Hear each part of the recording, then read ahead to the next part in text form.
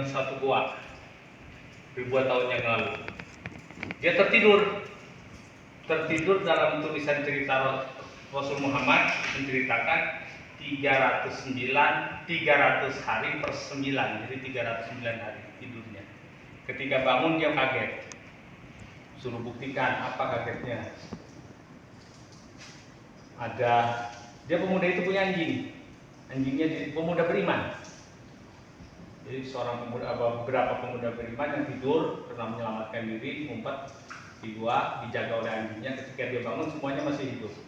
Tanya, ketika dibuktikan kamu tidur 309 hari, oh tidak percaya, coba bawa mata uangmu ke pasar, laku enggak?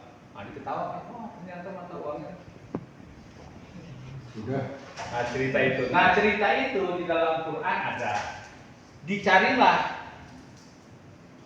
tempat itu di mana. Maka oleh sejarah penulis menetapkan tempat itu adanya di Afghanistan sana, di Yordania sana.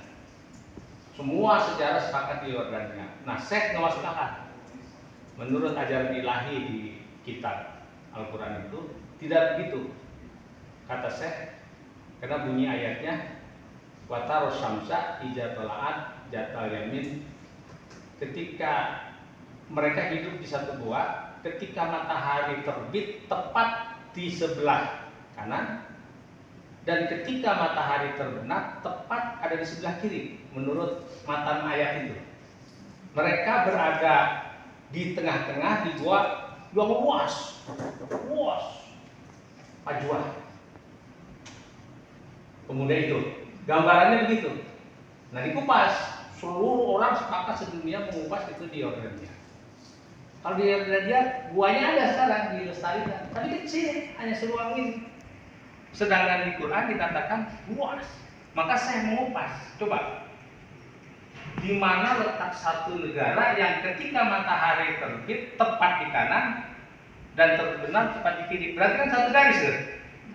Kalau satu garis berarti berada di Khatul Istiwa, ada garis ekuator. Nah, sekarang kita cari. Ternyata kupasan kita tepat sekali. Ketika matahari terbit, mereka kalau ini menghadapnya ke sini, berada di sebelah kanan. Nah, ternyata di situ ada negara yang disebut negara matahari terbit. Namanya Kiribati, berlambang benderanya matahari terbit. Oke. Ada kan negaranya, ada buktinya. Iya. Dan kalau kita mau ke sana, mau lihat sunrise ya ke sana. Tur kita ke Kiribati. Karena lambangnya matahari terbit. Lambangnya matahari terbit. Dan ketika matahari terbenam dalam satu garis ekuator, di ujung barat sana kita dapati ada negara yang berlambang malam. Sunset. Matahari terbelah. Namanya Maldives. Nah, disitulah letak gua kafir di tengah-tengah. Nah, tengah-tengahnya cuma ada satu negara saja, Indonesia. Jadi kita lah itu. Maka inilah yang oleh Syekh kupasannya gua kafir ada di Indonesia. Belum diterima sama Kiai ini, baru gagasan saya. Tapi sudah dilempar. Karena ada kata Pajuah itu padang luas. Nah dari mana 300 ditidurkan 300 hari? Nah setelah kita baca, kan akar Indonesia ada 3. Mulai datang Buddha, kemudian datang Islam, kemudian datang Nasrani. Itu akar Indonesia. Ya itulah yang jadi agama-agama. Nah kedatangan itulah yang mulai ditulis. Adanya VOC. Disitulah pemuda mulai ngumpet. Adanya Belanda, mulai dari VOC, terus sampai kerajaan. Dari situ tahun berapa 16 sekian sampai kepada 10828. Ya, dari mulai VOC berdirinya Batavia kepada 28. Tahun 16 kepada 1928. Nah itu kalau dihitung tepat 309 tahun. 309. Disitulah mulai bangun pemuda. Maka menyatakan dirilah pemuda yang tidur ini kami bangsa Indonesia. Dan kata Indonesia mulai didengungkan. Kan sebelumnya Jong Java, Jong Celebes, Jong Sumatera, Jong Batak. Jong Batak.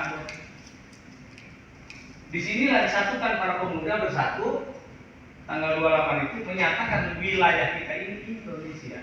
Sudah lepaskan ke daerah. Disitulah bangkitnya pemuda. 17 tahun kemudian baru de facto memproklamirkan diri sebagai wujud negara yang eksis. Itulah Indonesia. Maka wajar adanya berbagai agama-agama di Indonesia. Jadi saya sangat membaca seperti bahwa inilah buah segini luas se-Indonesia. Nah, bagaimana menyuburkan Indonesia? Maka Indonesia tanah airku. Bagi saya ini tidak ada yang jauh. Inilah yang harus dibangun. Maka tujuan pendidikan yang dilakukan jauh dan membangun Indonesia hanya melalui pendidikan. Maka menghantar peserta didik untuk jadi dirinya membangun. Jadi depan Indonesia, belakang Indonesia yang dipikirkan. Pak Abdul Hamid, Ya. tadi aku menangkap ayat 3 lagu Indonesia